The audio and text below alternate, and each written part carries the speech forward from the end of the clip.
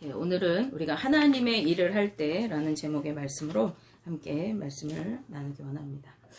오늘 본문 말씀을 기록한 느헤미야는 이스라엘의 3차 포로 귀환을 주도한 인물입니다. 그는 포로로 끌려온 유대 사람이었지만은 페르시아 제국의 제5대 왕이던 아닥사스다 왕의 술 맡은 관원으로 재직하고 있었습니다. 즉 왕의 최측근에 속한 사람으로 부와 권세를 누리는 사람이었습니다.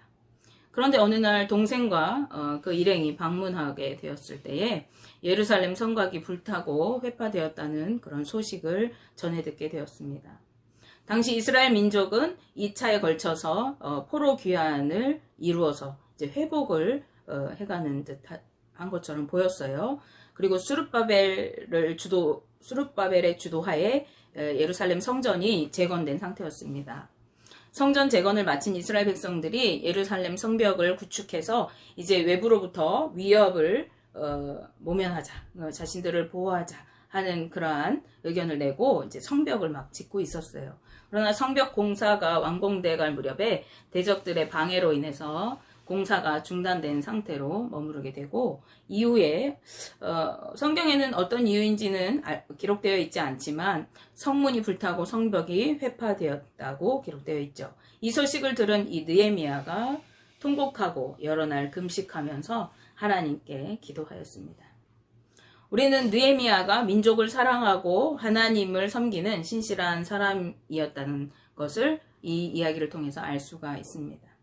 사실 그는 나라와 관계없이 살아가도 아무런 문제가 없는 사람이었죠. 바사의 왕인 아닥사스다 왕의 최측근으로서 부귀와 권세를 누리면서 얼마든지 개인적인 삶으로는 잘 살아가고 있었기 때문에 떠나온 고국에 대해서, 그리고 멸망한 나라잖아요. 그 고국에 대해서 별 관심을 두지 않아도 될 만한 그런 위치에 있는 사람이었습니다. 그러나 나라와 민족의 위기 앞에서 하나님의 사람은 안타까운 마음으로 나라와 민족을 위해 울어줄 수 있어야 합니다. 민족의 아픔과 고통을 내 것으로 끌어안고 기도해야 하는 것입니다. 나라와 민족의 죄악을 바라볼 때에 그것이 나의 죄인 것처럼 회개하고 기도해야 하는 것이죠. 나라의 위기는 곧 나의 위기다라고 하는 생각을 가지고 나라와 민족을 위해 기도하는 것이 하나님의 사람의 모습인 것입니다. 불과 얼마 전에, 한 1, 2년 전에 한국에 전쟁이 날 것이다, 이런 전쟁 위기설이 막 돌면서 세계가 긴장했던 때가 있었죠. 그때 제가 기억하기로 어느 언론에서 여론조사를 했어요. 젊은이들을 대상으로 한국에 전쟁이 나면 어떻게 하겠느냐 이렇게 물었을 때 많은 젊은이들이 한국을 떠나서 외국으로 이민 가겠다 이렇게 대답했다 하는 그러한 기사를 접한 적이 있습니다. 참 씁쓸한 내용인데요.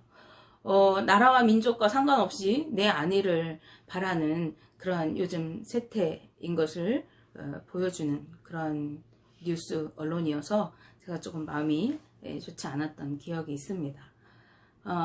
하나님의 사람은 나 개인의 어떤 삶이 아니라 이 나라와 민족을 함께 끌어안고 더 나아가서 열방까지도 끌어안아야 하는 사람들인 것이죠. 느헤미야는 민족의 죄악이 자신의 죄인 것처럼 탄식하고 금식하며 회개하였습니다.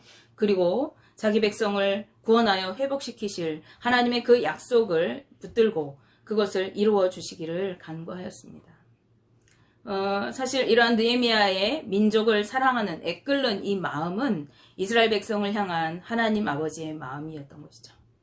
하나님은 신실한 하나님의 사람에게 하나님의 마음을 부어주셔서 그를 기도하게 하시고 또 그를 통해서 하나님의 일을 하도록 하십니다. 느헤미야는 나라와 민족을 위해 기도하였을 뿐만 아니라 주님이 주시는 마음을 따라서 일하게 되어집니다. 느헤미야는 나라의 왕에게, 아닥사스다 왕에게 도움을 간구하고 성벽 재건을 허락받아서 예루살렘으로 귀환을 하게 되어집니다. 이때 얼마나 많은 인구가 귀환을 이루었는지 모르지만 이 느헤미야를 통해서 이제 이스라엘의 3차 귀환이 이루어지게 됩니다. 아닥사스다에게 그 성벽 재건을 다시 재개할 것을 허락받은 것뿐만 아니라 조서를 내려서 자신이 이스라엘의 예루살렘에 이를 때까지 모든 통행에 제약을 받지 않도록 허락을 받게 되어지고, 또 성전 재건에 필요한 여러 가지 목재들을 공급받을 수 있도록 이렇게 허락을 받게 되어집니다. 그리고 군대 장관과 마병까지도 대동하여서 예루살렘으로 가게 됩니다. 이것은 느헤미야를 통하여 일하시고자 하는 하나님의 도우심이었고 은혜였습니다. 느헤미야 2장 8절 중반절 말씀에 내 하나님의 선한 손이 나를 도우심으로 왕이 허락하고 라고 말씀합니다. 눈에 보이는 아닥사스다 왕이 허락한 것 같았지만 그 마음을 움직여서 그 일을 가능하게 하신 분이 하나님이심을 인정하고 있는 것입니다. 느헤미야는 자기 마음대로 행한 것이 아니라 일을 행하기 전에 먼저 전심으로 기도하였고, 왕에게 도움을 구할 때도 먼저 기도하고 말을 하기 시작했던 것입니다. 이렇게 기도를 통해 하나님의 인도하심을 따라서 행하는 사람, 하나님께서 계획하시고 하게 하신 일을 순종하여 행하는 사람에게는 하나님께서 반드시 도움의 손길로 함께하여 주십니다. 하나님은 느헤미야를 통해서 예루살렘 성벽을 재건하게 하시고 여기에서 그치지 않고 이후에 에스라와 함께 이스라엘 백성들과 하나님과의 깨어진 언약을 다시 갱신하도록 합니다. 그런가 하면은 성전 제사 제도를 다시 확립하고 성전에서 일할 일꾼들을 다시 세우게 되어지고요. 하나님의 백성, 거룩한 백성으로 정치적으로 종교적으로 회복하는 일을 하게 합니다. 그리고 신앙 개혁을 통해서 영적으로도 거룩한 하나님의 백성으로 다시 회복되어질 수 있도록 그러한 중요한 일을 맡게 되어진 것입니다. 이것이 느헤미야가 행한 것이 아니라 하나님의 계획하심 속에 이루어 가신 것임을 우린 기억해야 합니다. 느헤미야서 2장 12절 앞부분 말씀에 느헤미야는 내 하나님께서 예루살렘을 위해 무엇을 할 것인지 내 마음에 주신 것이 있는데 라고 말씀하세요. 하나님께서 예루살렘을 위해서 무엇을 해야 할지 이미 느헤미야의 마음 가운데 부어주셨다는 것입니다. 근데 이 느헤미야가 그것을 아무에게도 말하지 않았습니다. 그리고 하나님께서 어떻게 행하실지 이미 마음에 주셨는데 그 일을 행하는데 하나님의 일을 할 때 이 느헤미야가 어떻게 행했는가, 하나님의 일을 행할 때 어떻게 행해야 하는가, 무엇을 해야 하는가 우리가 한번 보려고 합니다. 하나님의 사람이 하나님께서 행하도록 허락하신 일을 할 때 우리가 무엇을 해야 할까? 그것은 가장 먼저 기도해야 하는 것입니다. 기도를 통해서 하나님의 인도하심을 받아야 하는 것이죠. 느헤미야가 소식을 듣고 울며 기도하였을 때 하나님은 그에게 예루살렘을 위해서 무엇을 해야 할지 알려주셨습니다. 그리고 그 일을 할 수 있도록 아닥사스다 왕을 통해서 도움의 손길을 붙여주셨습니다.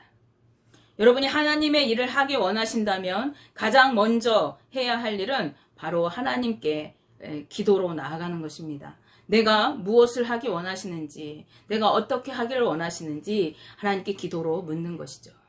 내 생각대로가 아니라, 내 어떠한 감정대로가 아니라 하나님께서 인도하시는 대로 일해야 하는 것입니다. 사람이 아무리 그 길을 계획할지라도 그 걸음을 인도하시는 분이 하나님이시기 때문에 그렇습니다. 다음으로 내가 할 일에 대해서, 하나님께서 허락하신 그 일에 대해서 실상을 파악해야 하는 것입니다. 우리가 어떤 일을 하려고 할 때 영적으로 그리고 육적으로 어떤 상태인지, 무엇이 필요한 것인지 먼저 알아야 하는 것이죠.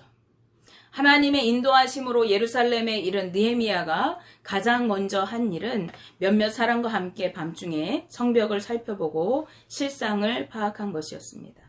느헤미야 2장 15절 말씀에 그 밤에 시내를 따라 올라가서 성벽을 살펴본 후에 돌아서 골짜기 문으로 돌아왔으나 라고 말씀하고 있습니다.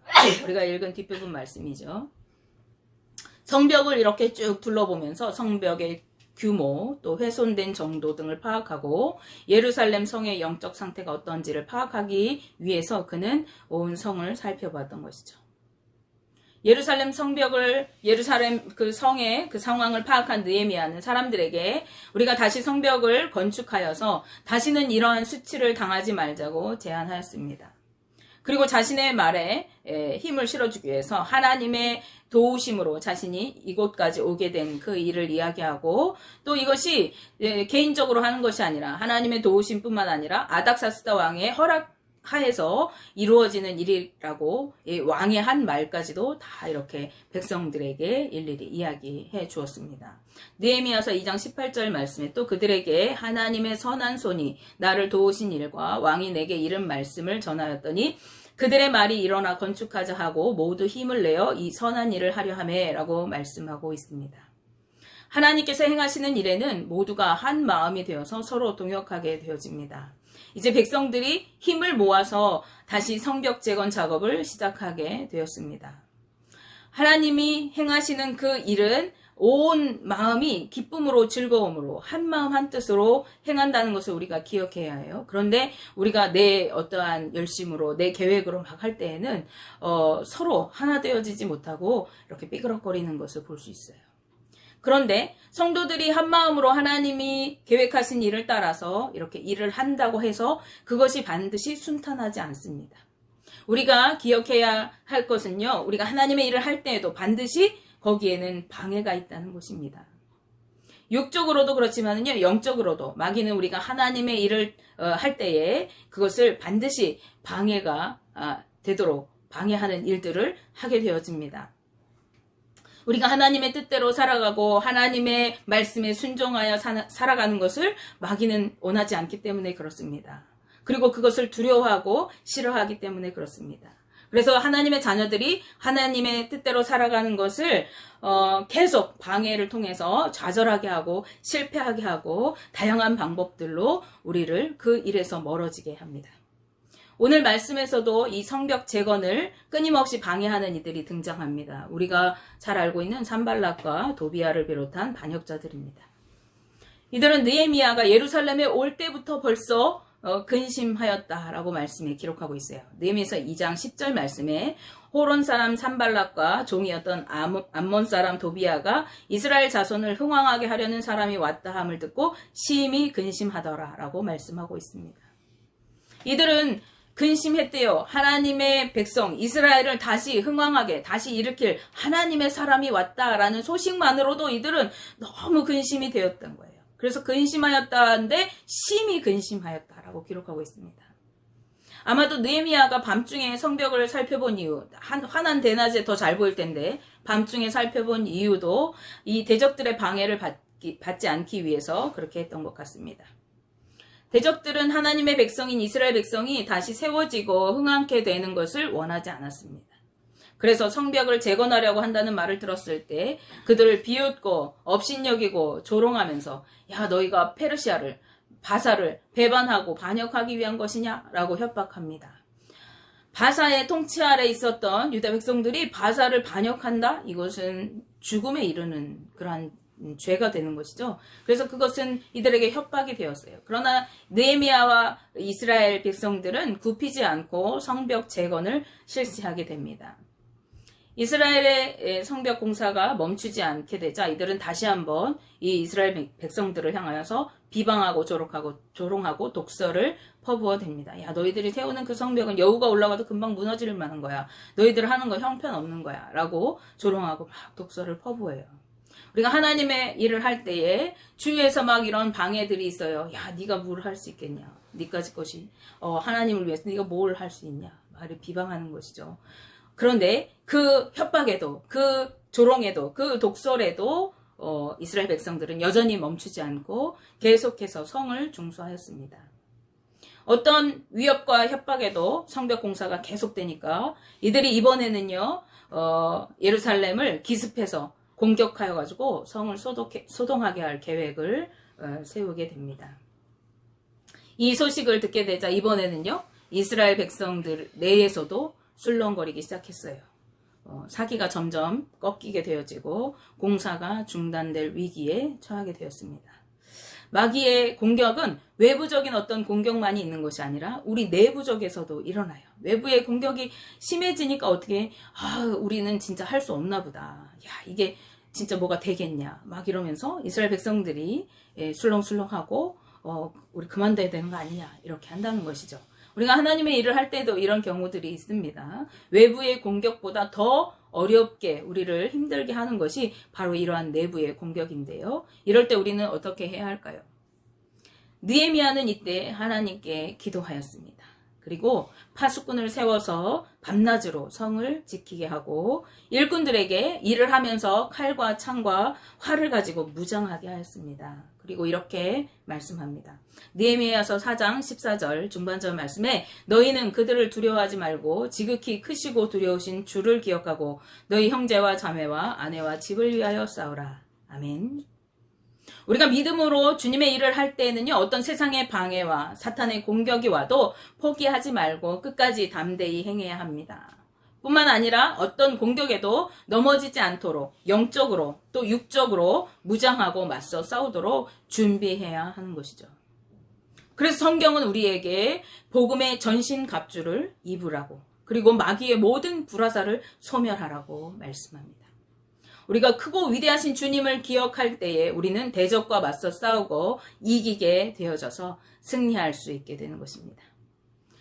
대적들의 이러한 기습 공격의 그 계획은 무마되었어요. 이루어지지 않았습니다. 그렇지만 이들은 급기야 느헤미야를 불러내서 살해하려고 하는 계획까지 세우게 됩니다.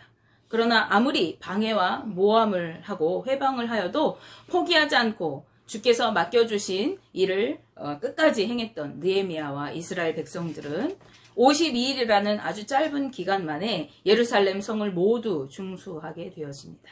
그래서 하나님께서 맡겨주신 그 일을 완공하게 되었습니다. 우리가 착각하기 쉬운 것이 있습니다. 내가 하나님의 뜻대로, 하나님의 말씀대로 살아갈 때에 모든 것이 잘 되고 형통하고 뭔가 원만하게 이루어지는 것만이 그것이 하나님의 일이라고 생각하는 거예요. 그래서 뭔가 내가 하나님께서 가라고 하신 곳에 가고 하나님께서 행하라고 하신 일을 행하다가 뭔가 안 돼요. 그러면 원망하고 불평하고 내가 말씀대로 살았는데 왜 이 모양이 이 꼴입니까? 내가 하나님의 뜻을 따라 살았는데 내가 이게 뭡니까? 막 이렇게 하면서 불평하고 낙심하고 좌절하고 포기해요. 결국은. 그럴 때가 많이 있습니다. 그러나 오늘 우리가 이 말씀을 통해서 알 수 있는 것이 있습니다. 하나님께서 하나님의 일을 이루시려고 할 때 먼저 우리에게 기도를 통해서 하나님의 마음을 부어주시고 그 일에 확신을 갖게 하시는 것이죠.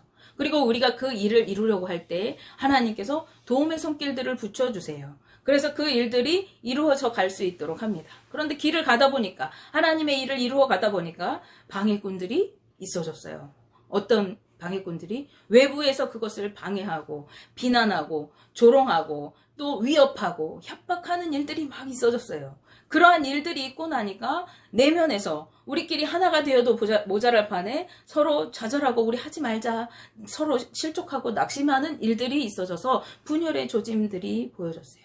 그런데 우리가 기억해야 할 것은 그때에도 우리가 붙들어야 할 것은 주님이시고 그때에도 우리가 행해야 할 것은 오직 기도밖에 없다는 거예요.